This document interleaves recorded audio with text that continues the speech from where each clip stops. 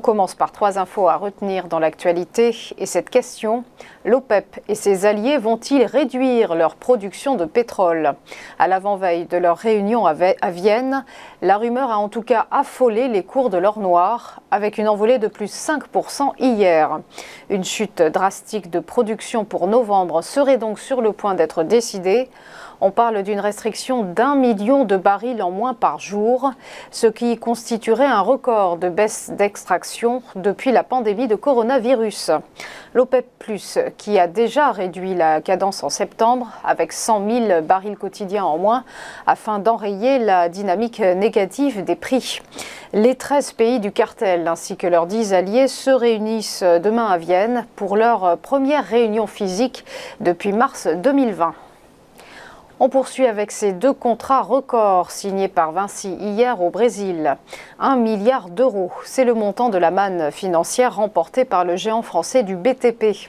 Les contrats portent sur la construction de 2 lignes à haute tension. Plus de 2000 km de lignes vont ainsi être conçues et construites, majoritairement dans l'état du Minas Gerais, près de Sao Paulo. L'un de ces contrats porte également sur l'exploitation et la maintenance pendant 30 ans de 1080 km de lignes. Les travaux qui mobiliseront plus de 5000 employés devraient s'achever fin 2027, précise le groupe. Vinci qui a réalisé au premier semestre un bénéfice net de 1,9 milliard d'euros, supérieur à l'avant-pandémie de Covid-19. Enfin, RTL Group renonce à vendre M6, épilogue d'un long feuilleton entamé avec le projet initial de fusion avec TF1 et finalement abandonné. Thomas Rabe, le PDG de Bertelsmann, a justifié sa décision de conserver sa participation par les risques et incertitudes juridiques trop élevés. Participation s'élevant, on le rappelle, à 48,3% et très convoitée récemment, vous le savez, avec 3 offres fermes sur la table, émanant notamment de Stéphane Courby, Xavier Niel et Daniel Kretinsky. Nous avons travaillé pendant près de 2 ans à une consolidation du secteur. Ce projet était sans doute trop en avance. Nous le regrettons, a pour sa part estimé le PDG d'M6, Nicolas de Taverneau. On passe au point bourse et le rappel de la clôture des marchés hier, des places boursières européennes qui ont rebondi en dépit des mauvais chiffres du secteur manufacturier. Le CAC 40 a gagné plus 0,55%, terminant à 5 794 points.